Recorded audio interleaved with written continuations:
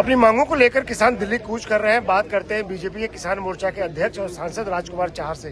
Sir, किसान कह रहे हैं कि उनकी जो मांगे थी एमएसपी की लीगल गारंटी की और केसेस वापस लेने की, वो सरकार ने पहले तो वादा किया था, फिर उसको माना नहीं, इसलिए वो दिल्ली कूच कर रहे हैं। देखिए, मुझे लगता है कि बातचीत के लिए सरकार को किसानों के प्रतिनिधियों को बोलना चाहिए था कि हम आपसे बातचीत करना चाहते हैं। हर बार कोई प्रोटेस्ट करना या मार्च करना ये उपयुक्त नहीं है। किसानों के कंधों पे बार बार राजनीति करने का काम कांग्रेस पार्टी और विपक्ष करता है। मेरा मानना ये है कि किसानों की समस्याओं के समाधान के लिए जितनी गंभीरता देश के प्रधानमंत्री मोदी जी ने दिखाई है, उनकी समस्याओं के समाधान किए हैं। पिछले 10 वर्ष में अनगिनत कार्य किसानों के हित के लिए किए हैं। एमएसपी को भी दोगुना किया है।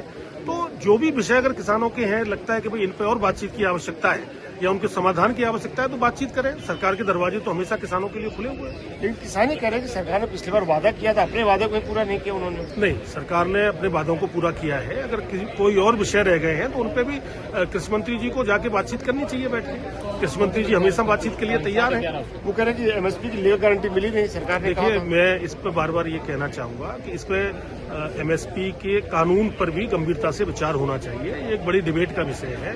इसमें मुझे याद है कि एक बार उत्तर प्रदेश के अंदर जब कांग्रेस की सरकार थी तो माननीय अटल जी को एक आंदोलन करना पड़ा था। सरकारी भाव कुछ और था और बाजार में बड़ा भाव मिल रहा था किसानों को, तो मजबूरी में किसानों पे अत्याचार किया गया था कांग्रेस के शासन में और जबरदस्ती किसान से गेहूं खरीदा गया था। उसे लेवी आंदोलन कहा गया था।